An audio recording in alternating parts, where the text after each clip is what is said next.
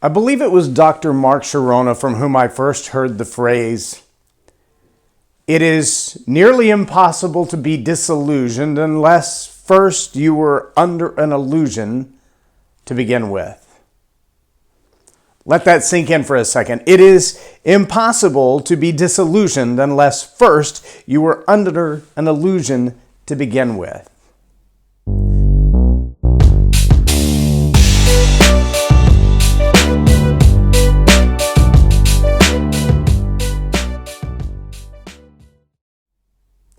I'm Loren Norris with Leadingleaderspodcast.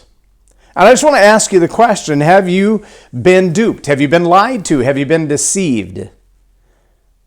I've been working with a client recently on a new project that she's putting together, working through some of the stories that go into the background of the content as she delivers it. Now, Laura Rolls has been involved in neurolinguistic programming and communication skills and training and coaching for a long, long time.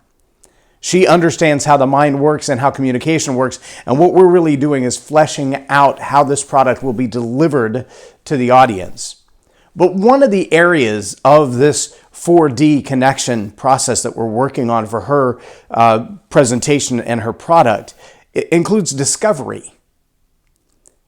Recently, I sat down with a couple and we were planning their wedding, and when we finished planning the wedding, I just asked him on his question. He has a bit of a speech slur. And I said, "Tell me about your speech impediment." And he kind of looked at me funny as if to say, "I didn't realize it was that detectable, but I'm not sure I want to give you the real answer." And so he started down a path, and I said, let me tell you about another couple that I worked with years ago that they both had suffered traumatic brain injuries. And a lot of the markers were very similar. And he just kind of looked at me and he said, "Yeah, I had a brain tumor when I was 3. And his bride-to-be said, "I never knew that for years after we started dating until his mother mentioned his brain tumor. And then I realized, wait, what? I thought he just fell and hit his head when he was a kid." And so this little bit of an illusion in their relationship years later is a different perception. You follow me? See, Hollywood has been masters of it for years. I was watching a video this morning where we learned about how masking works, how you just simply hide something behind a particular color, and hiding it behind that color makes it disappear. And so you can make something appear to be there that isn't by putting it on a mask layer in front of the film, or you can make something disappear that is there by putting a mask in front of it. Are you seeing the picture? Because, yeah, we do a lot of that ourselves.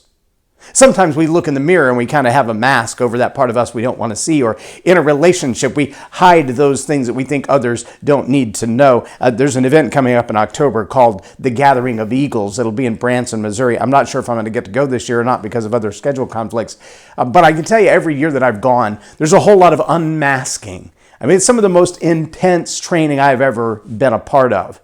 2 to 3 days of just intense training. Some good networking, some good connections as well. But Dr. Mike Brown doesn't hold anything back. All the gloves come off. And it's just direct truth revealed, whether you like it or not, whether you're comfortable with it or not, whether you're happy with it or not. All the masks come off, and you just get a chance to look at who you are. In the same way that Laurel is talking about communication being a commitment to get beyond the direct, what we know about communication, and really spend some time in discovery. Honestly, asking the curiosity-based questions of the person that you're dealing with, whether that's an employee or an employer, whether that's a client or a would-be client. If you don't know what could be hiding behind a mask, then you may find yourself under an illusion. And when you reach the place that the illusion, when the mask has been taken away, when the illusion falls apart, when you no longer are deceived, then what will you do with the truth? If you're a leader, you have an obligation to get at the truth in yourself and in those around you. You have the obligation to ask those curiosity-based questions. You may not know this, but in the evolution of what we now call green screen and masking, in your average cell phone, you can actually take photographs that will mask the background and only put in the image from the device. Only put in the image what you want it to see. If you've got anything with the dual lens on the back like the iPhone 8 and up, with the S feature, that second camera, if it says portrait on your phone, it will do this. If you go to portrait and then go to the lighting options on portrait and scroll all the way to the right, so you see the little option that says spotlight, you can do mono spotlight. A mono spotlight will literally take the image of the person or the object that you want, black out everything else in the image, and only take a picture of the subject you want. Kind of like the old days of masking with a piece of glass or tape. And see, there was also a season in cinematic history that they invented a vapor light type of an image processing with 35 millimeter film. And the only people who owned that camera was Walt Disney. So Mary Poppins was one of the films that was made with this new technology. In 1964, when Mary Poppins was released, it was very impressive. And you could look at the screen and see the little birds flying in, the little blue digital birds.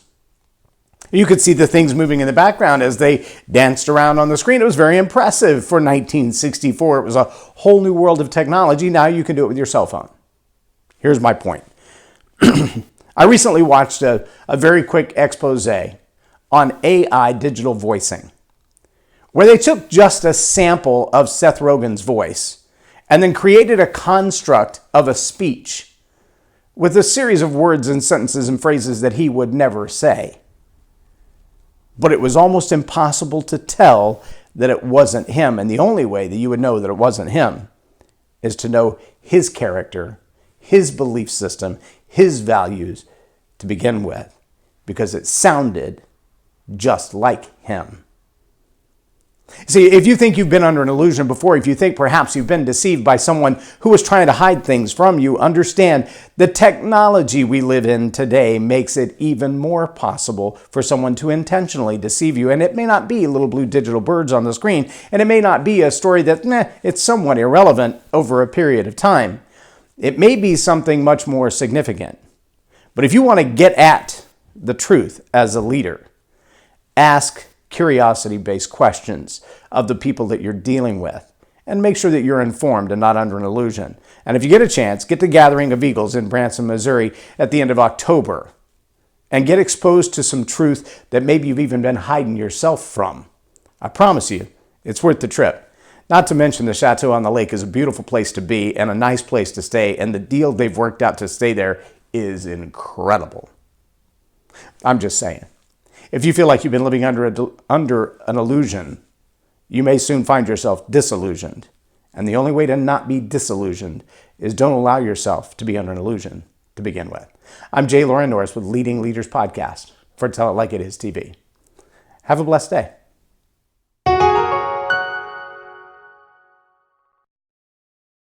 Leadership team. If attitude is going to have a deep impact on your business and bottom line, make it a positive attitude with a positive impact. Visit jlorennorris.com/attitude hack